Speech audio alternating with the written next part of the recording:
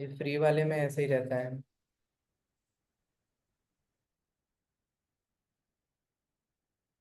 ये जूम का अभी सब्सक्रिप्शन नहीं है ना अपने पास, इसलिए दिक्कत होती है। हम्म। ओके।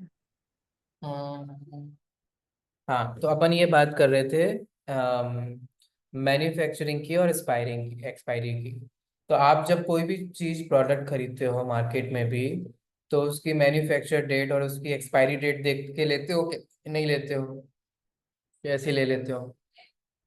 अब देते हो। क्या इस विश्व का कोई मैन्युफैक्चर डेट है? नहीं, तो फिर क्या है इसकी कोई एक्सपायरी? चूंकि इस विश्व की आदि नहीं है, इसीलिए ये अनादि है। चूंकि इस विश्व का अंत नहीं होने वाला है, इसीलिए ये अनंत है। ना इसकी आदि है, ना इसका अंत है, इसीलिए ये अनादि है और अनंत है। ठीक है, ख्याल में आ रहा है? कृत्रिम है क्या कृत्रिम है, उसमें भी हमने चर्चा कर ली कि ये विश्व जो है वो अकृत्रिम है, माने किसी के द्वारा बनाया गया नहीं है। क्योंकि अगर हम अन्य फिलॉसफी में या अन्य रिलीजन में जाकर के देखेंगे, तो अलग अलग थ्योरीज मिलेंगी। कोई कहता है भगवान बनाता है, कोई कहता है गॉड ने बनाया है, कोई कहेगा अल्लाह ने बनाया है ना? ऐसे अलग अलग जो जिस भगवान को मानते होंगे, वो कहेंगे उस भगवान ने, उस गॉड ने, है ना, उस ईश्वर अल्लाह ने इस विश्व को, इस पृथ्वी को बनाया है। ठीक है।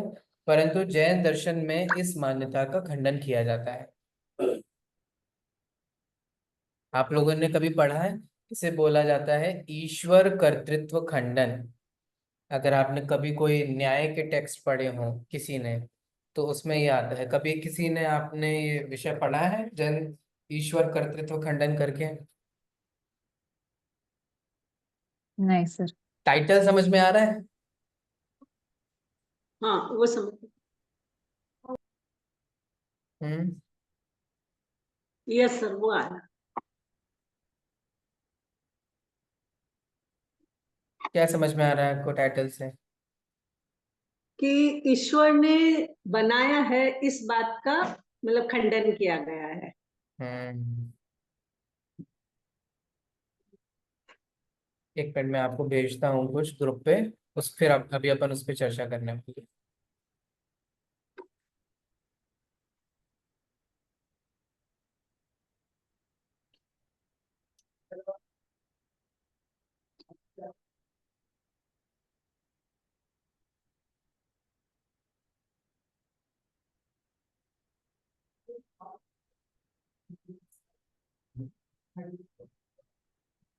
चलिए, बाद में एक लिंक बना करके भी मैं आपको सारा उसमें भेज दूंगा। अभी आप ऐसे भी देख लीजिए।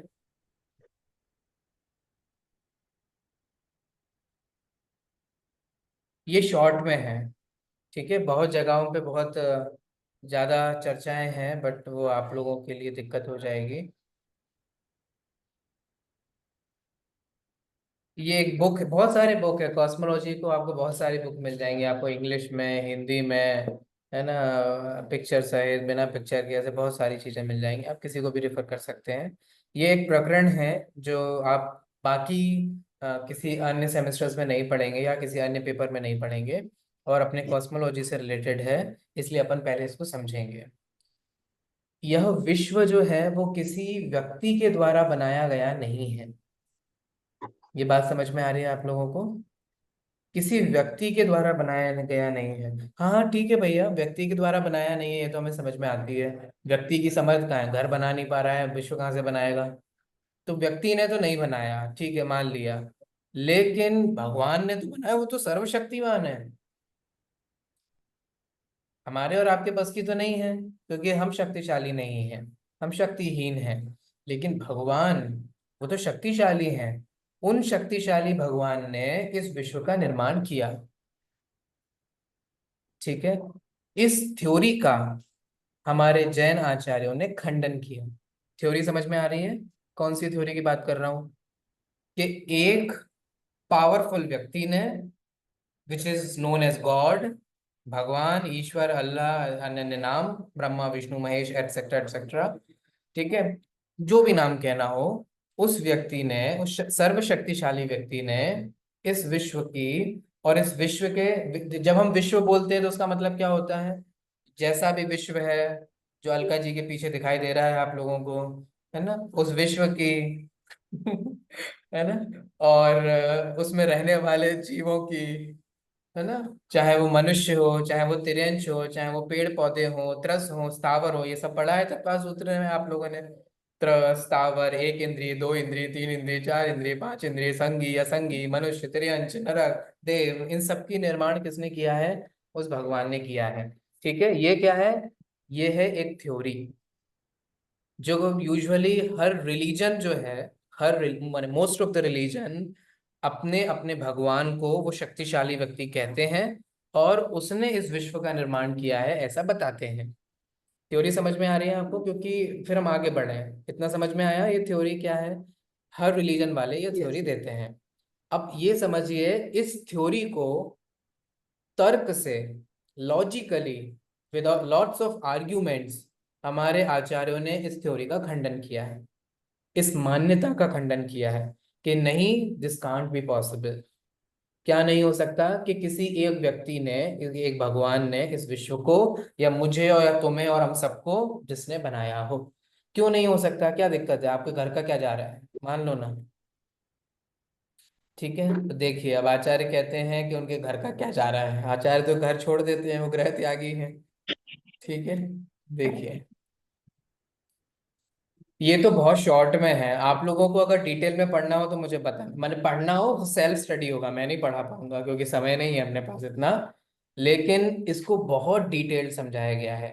कई ग्रंथ हैं, इंग्लिश में, हिंदी में आपको मिल जाएंगे, क्योंकि ये जैन लॉजिक का एक बहुत ही इंपॉर्टेंट कंपोनेंट है। ठीक है, जैन लॉजिक जो है उसका एक बहुत ही महत्वपूर्ण ये बिंदु है, जिसमें इस बात का खंडन किया जाता है कि ईश्वर कर्ता नहीं है। ईश्वर ने इस विश्व को नहीं बनाया। वो ईश्वर किसी भी नाम से बोलो, उसने मुझे नहीं बनाया, उसने पृथ्वी को नहीं बनाया, पृथ्वी के लोगों को नहीं बनाया, किसी को नहीं बनाया। ठीक है, आइए कुछ आर्ग्यूमेंट्स जो हैं वो मैं अभी चर्चा कर लेता हूँ, इन शॉर्ट आपको बता देता हूँ। इन डिटेल पढ़ना हो तो आप बताइएगा, मैं आपको स्टडी मटेरियल प्रोवाइड करा दूंगा। ठीक है, देखिए, अपने पास सब है, शॉर्ट में भी है, लॉन्ग में भी है ना। आप अभी पहले शॉर्ट में समझे, समझ लीजिए। ईश्वर ने जगत को बनाया नहीं।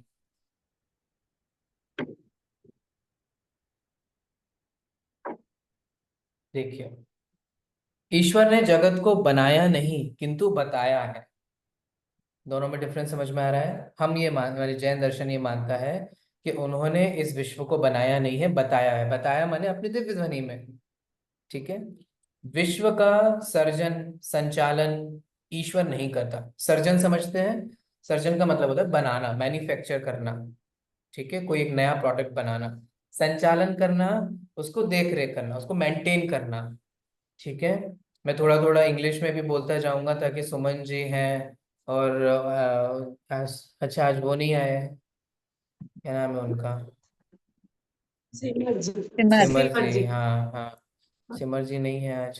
कोई बात, कोई बात नहीं, वो रिकॉर्डिंग देख लेंगे।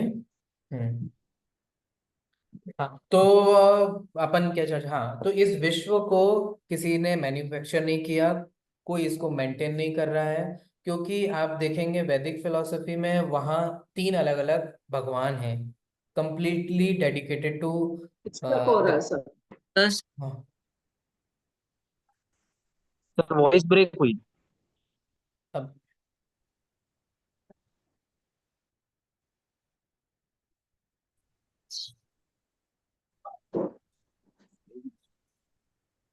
अभी आ रही है आवाज?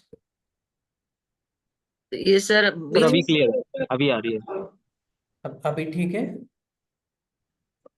हाँ सर अभी ठीक है, बीच में। हाँ, यस सर। अब नेटवर्क इशू हो जाता है। चलिए। हम्म, ठीक है, बीच में इंटरप्शंस हो जाते हैं, एक फ्लो बिगड़ जाता है टॉपिक का, किसी चीज को हम समझ रहे होते हैं उसका।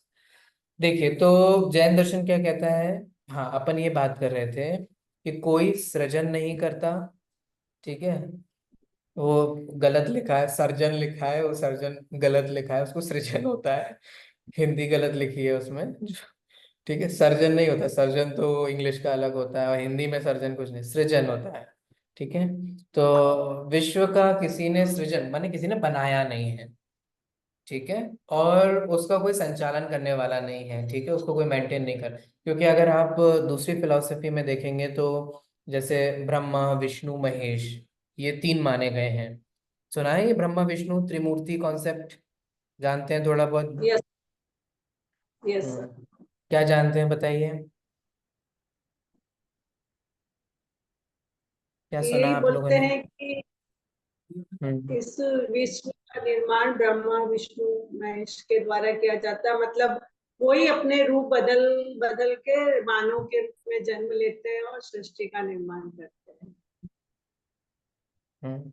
जब भी पाप बढ़ जाता है तो वापस धर्म की स्थापना करता है, ऐसा कुछ कहा गया है हिंदू परंपरा में।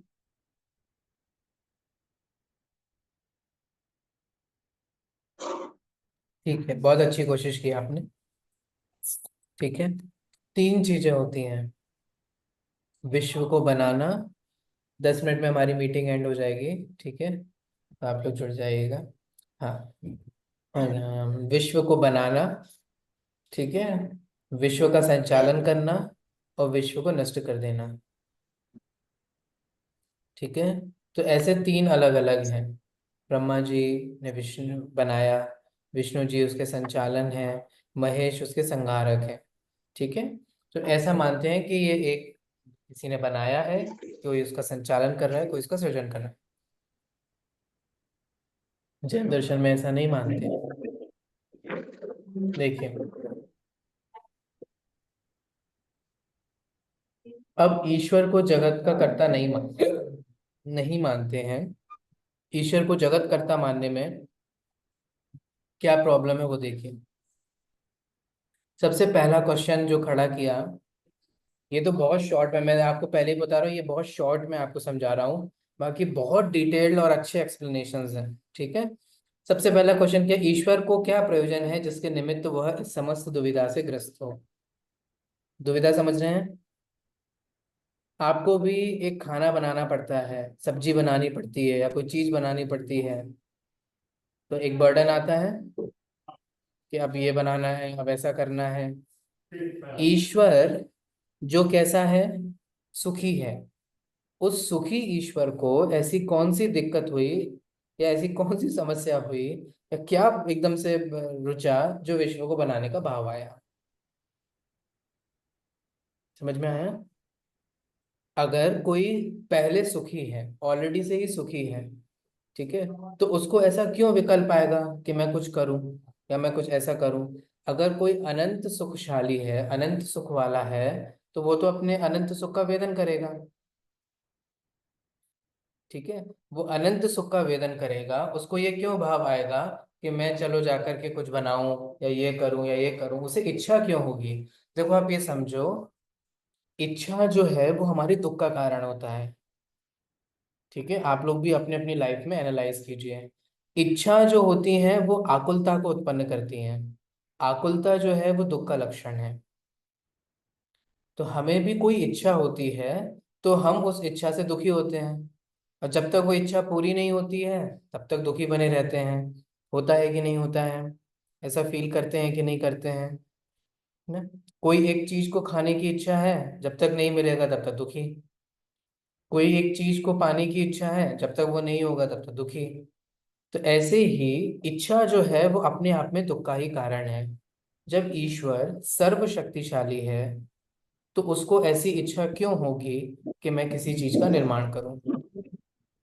और अगर इच्छा होगी तो उसको दुख होगा, तो फिर दुख होगा तो फिर वो ईश्वर सुखी नहीं कहलाया, तो दुखी कहलाया। ठीक है, पॉइंट समझ में आया? पहला वाला क्लियर हुआ? तब हम नेक्स्ट पे बढ़े। हाँ या ना बताइए, Suman ji, yes sir. Clear हुआ पॉइंट?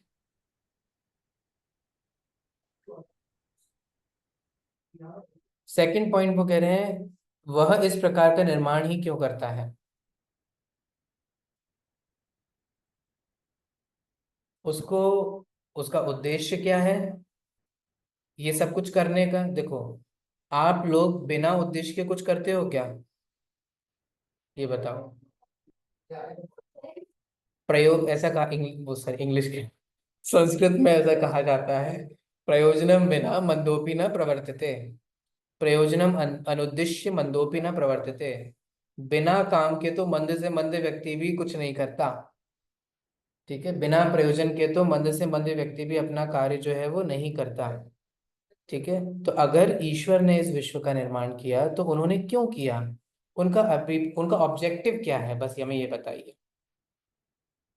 उनका इंटेंशन क्या है, उनका ऑब्जेक्टिव क्या है, पर्पस क्या है? ठीक है, वो पूछ रहे हैं।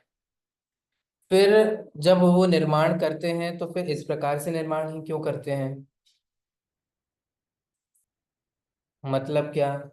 जैसे कि ईश्वर को दयालु माना गया है।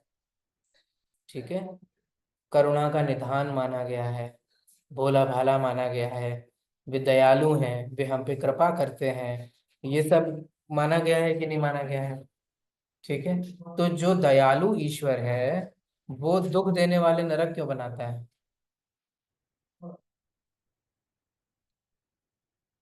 ठीक है, आप दयालु हो और ऐसी चीजें बनाओगे जिससे लोग मारे जाएं, पीटे जाएं, कूटे जाएं। पॉइंट समझ में आ रहा है? हम किसी व्यक्ति को सम्मानित करें अपनी सभा में, तालियां तालियां बजाइए, हम इनको दयालु पदवी से सम्मानित कर रहे हैं। क्यों? क्योंकि इन्होंने एक ऐसा बॉम्ब बनाया है जिससे एक बार में ही सब पूरा विश्व नष्ट हो जाएगा। कुछ कॉन्ट्राडिक्टरी लग रहा है इसमें? कुछ विरोध लग रहा है? जो दयावान होगा, जिसके हृदय में दया होगी, वो ऐसी चीज क्यों बनाएगा जिसमें जीवों को दुख भोगना पड़े? उसने नरक का निर्माण क्यों किया? अगर वो ईश्वर दयालु था तो उसको तो अच्छी अच्छी चीजें बनानी चाहिए थी ना, नरक जैसी चीज ही नहीं बनानी चाहिए थी। तो उसने नरक क्यों बनाई? ठीक है, और देखिए, ये बहुत शॉर्ट में है, आप लोग को समझ में तो आ रहे हैं ना ये पॉइंट्स? अगर हाँ सर। एलेबोरेट अगर एलेबोरेटिव चाहिए हो तो बताना, मैं आपको दूसरा भेज दूंगा स्टडी मटेरियल, उसमें एलेबोरेटिव कर पढ़ लें, उसमें डिटेल्ड बताया है। देखिए फिर आगे क्या प्रश्न करते हैं। फिर ईश्वर ने विश्व को बनाया। ठीक है, ईश्वर को किसने बनाया?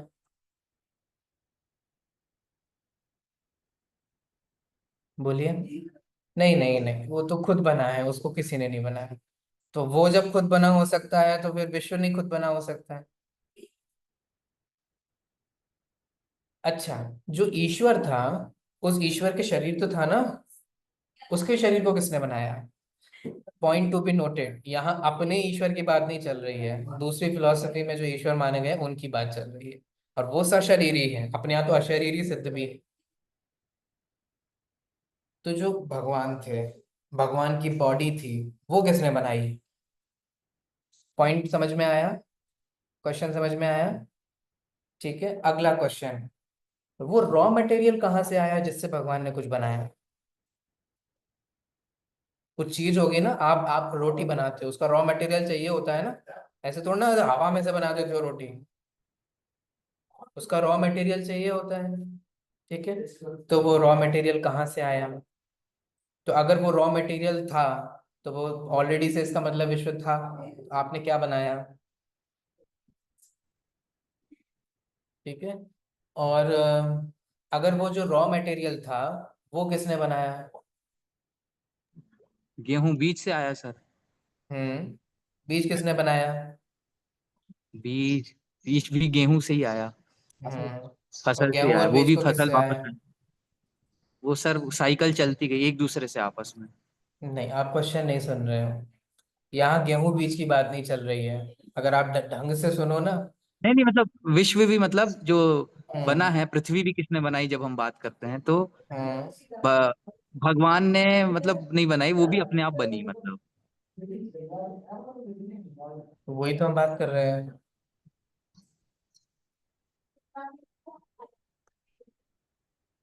चलिए, और देखिए,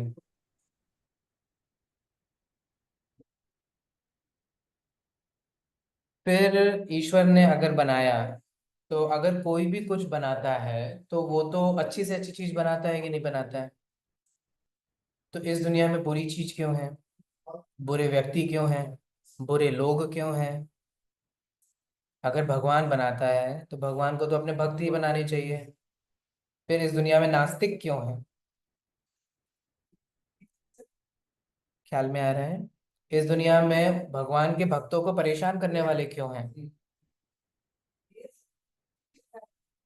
पॉइंट समझ में आ रहा है सभी को?